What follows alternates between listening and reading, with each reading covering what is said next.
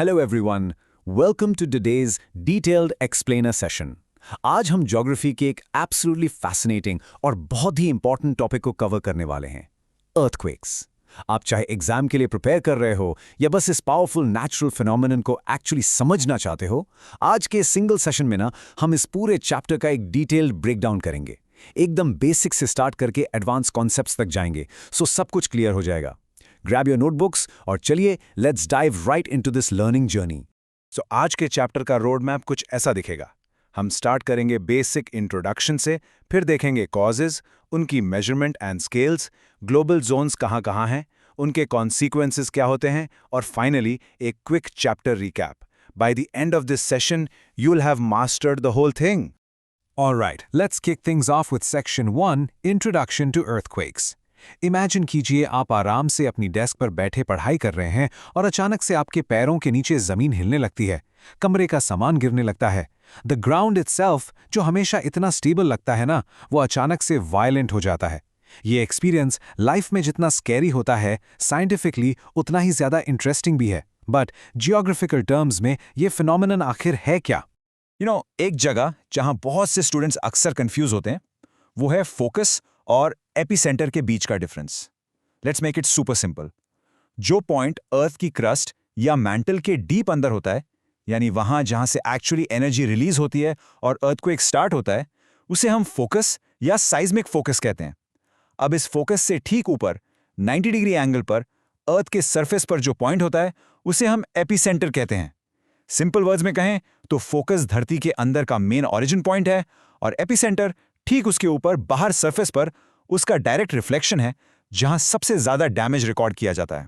Officially अगर define करें तो an earthquake is a shock और a series of shocks due to a sudden movement of crustal rocks generated at a seismic focus within the crust और mental.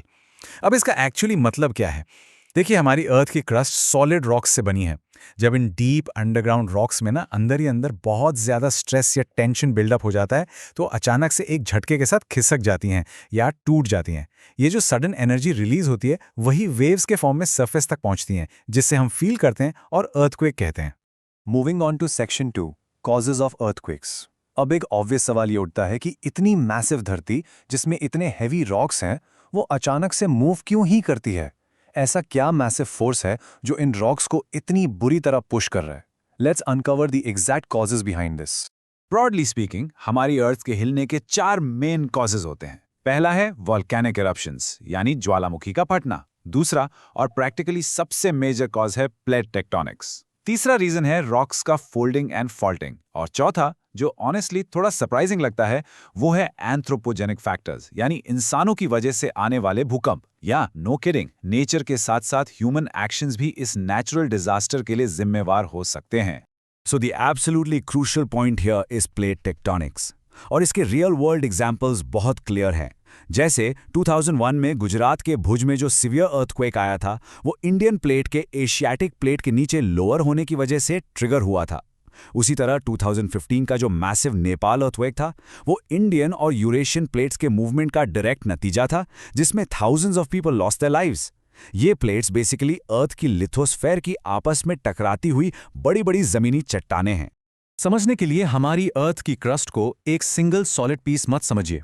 It's actually more like a giant jigsaw puzzle, जो अलग अलग plates में divided है, जैसे Pacific plate, Eurasian plate या Indian Australian plate. ये सारी प्लेट्स कॉन्स्टेंटली मूव कर रही हैं, स्लोली एक दूसरे के ऊपर स्लाइड कर रही हैं। जब ये अपने एजेस पर आपस में रब होती हैं या फोर्स के साथ टकराती हैं, तो इंटेंस फ्रिक्शन और फॉल्ट लाइंस क्रिएट होती हैं। और जब ये टेंशन एक एक्सट्रीम लिमिट क्रॉस कर जाता है, तो एनर्जी मैसिव साइज्मिक वेव्स के फॉर्म में रिलीज होती है। Boom, earthquake. अब आते हैं उस सबसे सरप्राइजिंग कॉज पर, एंथ्रोपोजेनिक यानी ह्यूमन मेड फैक्टर्स। क्या हम इंसान सच में अर्थक्वेक ट्रिगर कर सकते हैं? Absolutely yes. Deep underground mining, नई रोड्स बनाने के लिए डायनामाइट से माउंटेन्स को ब्लास्ट करना या अंडरग्राउंड न्यूक्लियर एक्सप्लोजन्स टेस्ट करने से जमीन बुरी तरह हिल सकती है।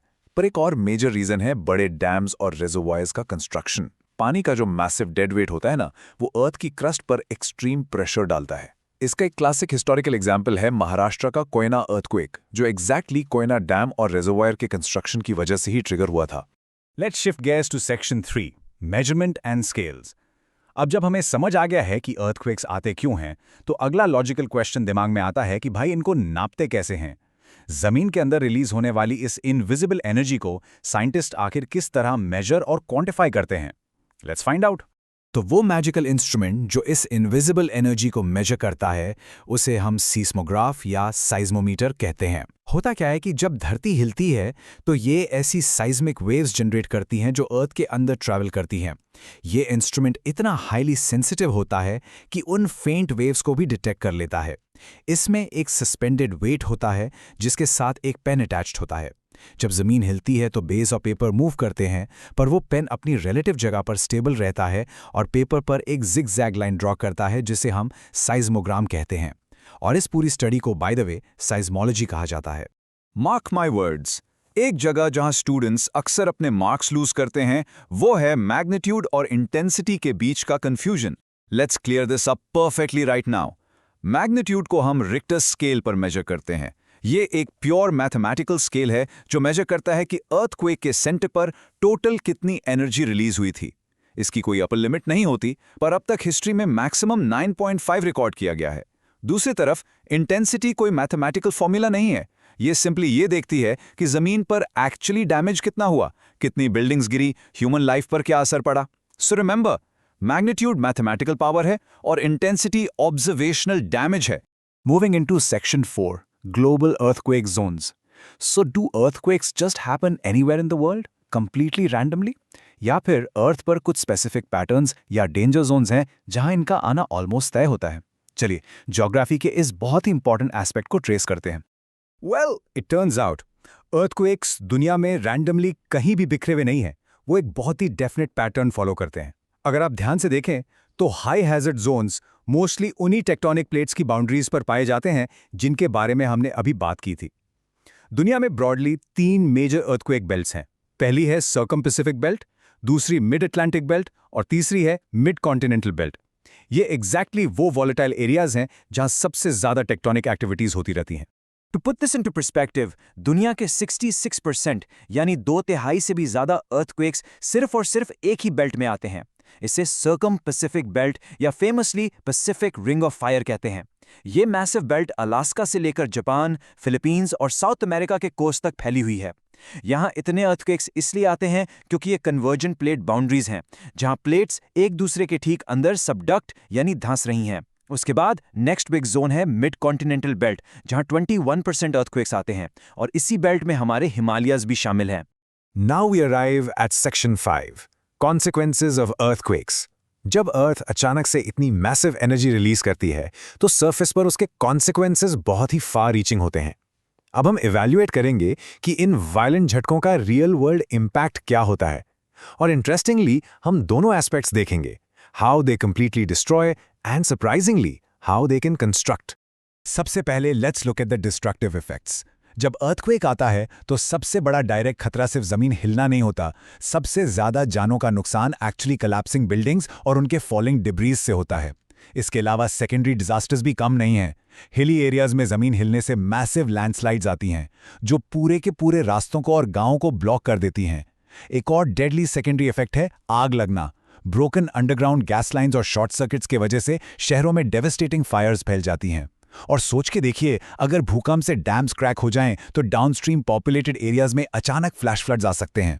जब एक हाई मैग्नीट्यूड का अर्थक्वेक किसी डीपली पॉपुलेटेड एरिया को हिट करता है, जैसे इन रीसेंट हिस्ट्री ताइवान या म्यांमार में, तो लिटरली सेकंड्स के अंदर पूरी सिविलाइजेशन का केयरफुली बनाया गया इंफ्रास्ट्रक्चर मिट्टी में मिल जाता है। रोड्स, रेलवेज, हेवी ब्रिजेस सब डायरेक्टली डिस्ट्रॉय हो जाते हैं।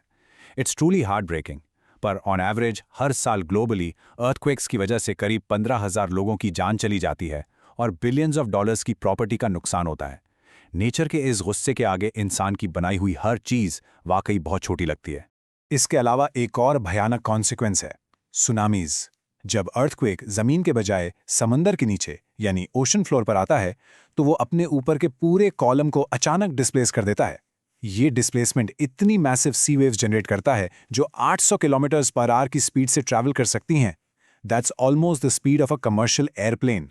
2004 में सुमात्रा के पास आए एक ऐसे ही सबमरीन अर्थक्वेक ने एक डेवास्टेटिंग सुनामी क्रिएट की थी। उसकी 30 से 40 मीटर ऊंची लहरों ने इंडियन ओशन के आसपास लगभग 2,27,000 लोगों की जान ले ली थी। लेकिन जैसा मैंने पहले हिंट किया था, हर नेचुरल प्रोसेस के कुछ अनएक्सपेक्टेड पॉजिटिव साइड्स भी होते हैं।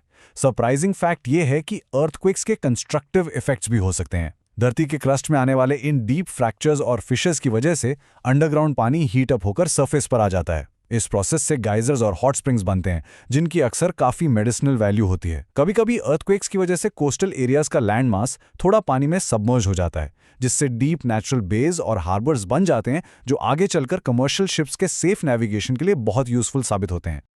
And that brings us to our final section, chapter recap and summary. Phew, we've covered a lot of ground today. हमने एक earthquake के बेसिक origin से लेकर उसके global destruction तक का सफर तय किया है।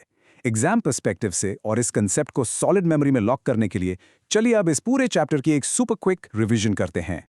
सो चलिए सब कुछ एक बार में टाई अप करते हैं। हमने स्टार्ट किया ओरिजिन से। फोकस वो डीप पॉइंट है जहां अर्थक्वेक स्टार्ट होता है और ठीक उसके ऊपर सरफेस पर एपिसेंटर है जहां झटके सबसे स्ट्रांग फील होते हैं। इसे हम साइज्मोग्राफ पर रिकॉर्ड करते हैं और इसकी मैथमेटिकल एनर्जी रिक्टर स्केल पर नापती है। कॉजेज हमने मेनली 4 देखे: वोल्केनिज्म, फोल्डिंग एंड फॉल्टिंग, हम इंसानों की वजह से आने वाले एंथ्रोपोजेनिक फैक्टर्स और ऑफ कोर्स सबसे मेन प्लेट टेक्टोनिक्स। दुनिया भर में इनका डिस्ट्रीब्यूशन मेनली 3 बेल्ट्स में डिवाइडेड है, जिसमें रिंग ऑफ फायर या सर्कम पैसिफिक बेल्ट सबसे एक्टिव हैजर्ड जोन है। और फाइनली हमने इसके कैटास्ट्रॉफिक इफेक्ट्स देखे, जैसे बिल्डिंग कोलैप्स, लैंडस्लाइड्स और सुनामीज अलोंगसाइड कुछ constructive impacts like hot springs. आप सब ने आज एक बहुत ही कॉम्प्लेक्स, डिस्ट्रक्टिव और पावरफुल नेचुरल प्रोसेस को ब्रिलियंटली मास्टर कर लिया है। पर इस सेशन को एंड करने से पहले मैं आपको एक बहुत ही थॉट प्रोवोकिंग सवाल के साथ छोड़ना चाहता हूं। आज हमारी मॉडर्न ज्योग्राफी और साइंस के पास सारा डेटा है। हम एग्जैक्ट जानते हैं कि मेजर साइज्मिक बेल्ट्स कहाँ हैं और कौन सी टेक्टोनिक प्लेट्स डेंजर में हैं। फिर भी आज जब अर्थक्वेक आता है तो इतने मैसिव लेवल पर इनोसेंट लोगों की लॉस ऑफ लाइफ क्यों होती है? क्या कमी हमारे इंजीनियरिंग मेथड्स में है, या शायद हमारी डिजास्टर मैनेजमेंट और सिटी प्लानिंग अभी भी फ्लॉड है? सोचिए इस बारे में। ये नॉलेज सिर्फ नेक्स्ट एग्जाम क्लियर करने के लिए नहीं, बल्कि हम सबके फ्यूचर को सेफ बनाने के लिए है। Keep learning, keep analysing, and I will see you in the next explainer.